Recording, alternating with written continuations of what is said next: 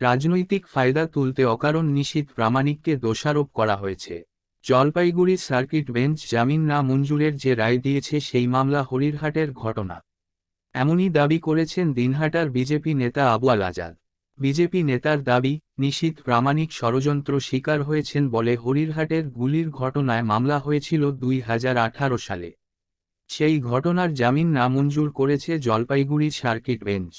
উল্লেখ্য, এই বিজেপির কেন্দ্রীয় স্বরাষ্ট্র প্রতিমন্ত্রী নিশীথ প্রামাণিককে নিয়ে এই রায় ঘোষণার পরে দিনহাটায় দফায় দফায় আন্দোলনে নেমেছে তৃণমূল কংগ্রেস। তবে সবটাই হচ্ছে রাজনৈতিক ফায়দা তুলতে, এমনই দাবি করেছেন বিজেপি নেতা আবু আল আজাদ। তার আরও দাবি, 2018 সালে নিশীথ প্রামাণিক তৃণমূল যুব কংগ্রেস নেতা ছিলেন। দলের গোষ্ঠী সংঘর্ষে হিংসায় ঘটেছিল এই গুলি চালানোর ঘটনা। এরপরে লোকসভা নির্বাচনের আগে বিজেপিতে যোগ দিয়ে কোচবিহারে তৃণমূল কংগ্রেসকে হারিয়ে জয়ী হন নিশীথ প্রামাণিক। সেই আক্রোশ থেকে রাজনৈতিক বদলা নিতে তৃণমূল কংগ্রেস এই নোংরা রাজনীতি করছে বলে দাবি বিজেপির। এগুলো সব মিথ্যাচার হচ্ছে বাজার গরম করার জন্য।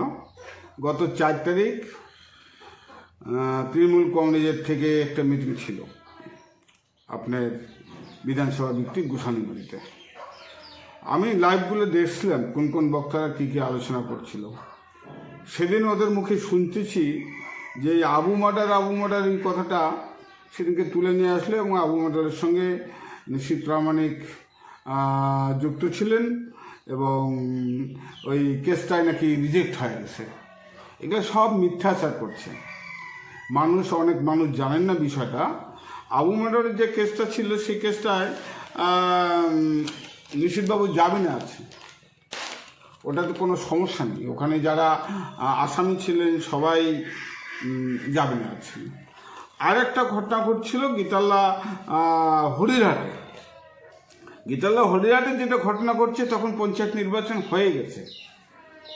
আমি আমার গ্রাম পঞ্চায়েতে, গীতাল্লা 1 নং গ্রাম পঞ্চায়েতে আমার প্রাক্তন পঞ্চায়েত এবং তারা নির্বাচিত পঞ্চায়েত সকল পঞ্চায়েতদের নিয়ে আমি গ্রাম পঞ্চায়েতে বসেছিলাম।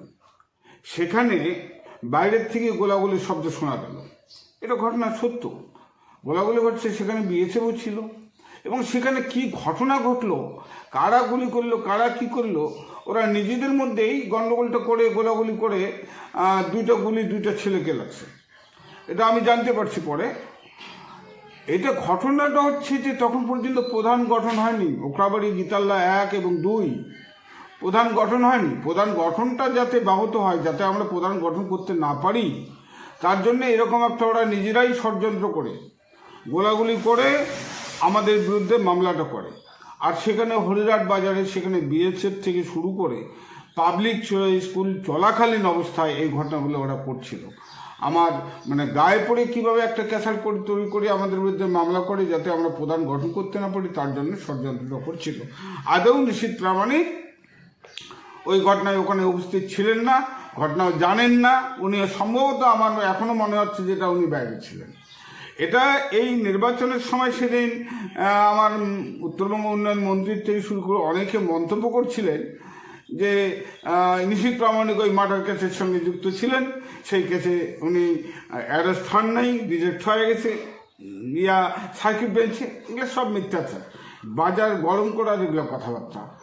মন্ত্রী তখন টিএমসি করতেন, তৃণমূল কংগ্রেসের যুব নেতা ছিলেন, জেলার ছিলেন। এখানে তো বিজেপির কোনো বিষয় না। তখন আমার এই নিশীথবাবু তো তখন সেক্রেটারি ছিলেন, জেনারেল সেক্রেটারি ছিলেন জেলার, এবং যুব প্রেসিডেন্ট ছিলেন দিনাটা 1 নং ব্লকে। তখন যুব মাতার একটা পরিস্থিতি ছিল, পার্টি একই পার্টি ছিল। আজকে যে ছেলেটাকে দিয়ে কমপ্লেন করেছে, তাকে বাড়িতে জোর করে নিয়ে যে কমপ্লেন করেছে, তার নাম সঞ্জিত বিশ্বাস।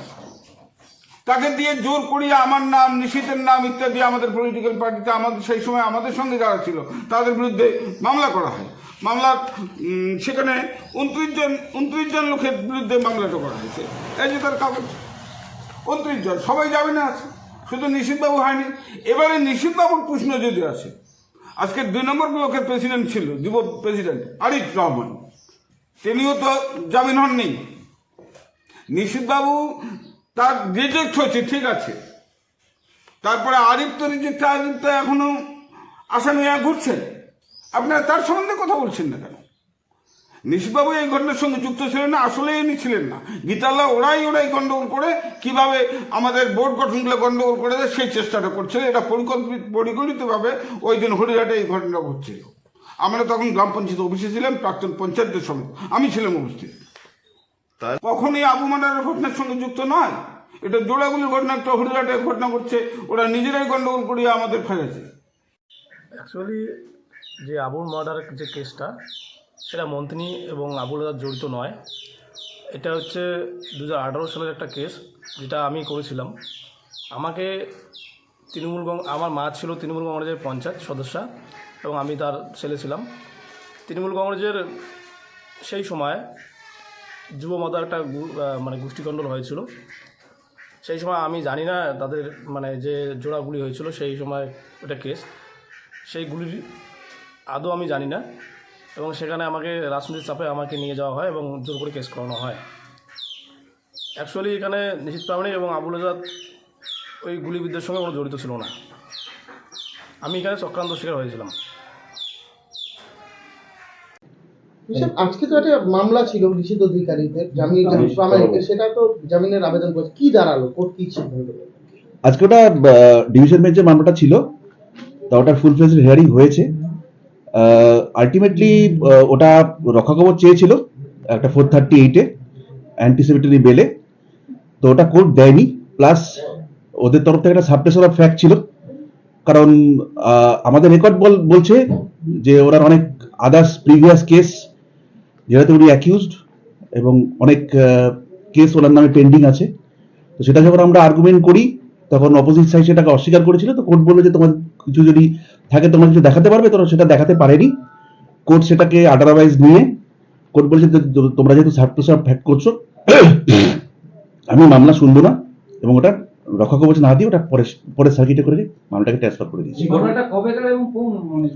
এটা একটা 2018-এর একটা মামলা, 307/226, ওটা একটা দিনহাটা থানার একটা মামলা, যাতে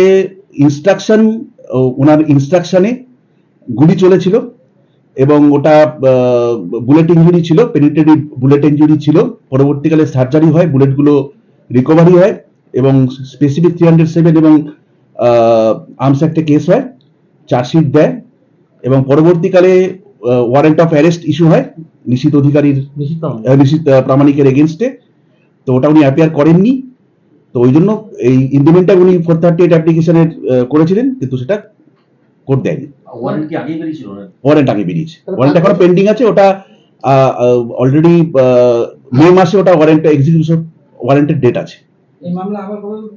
এটা নেক্সট সার্কিট 22nd মে মাসে এক্সিকিউশন, মানে মে এর মধ্যে অ্যারেস্ট করতে হবে 2 ফেব্রুয়ারি।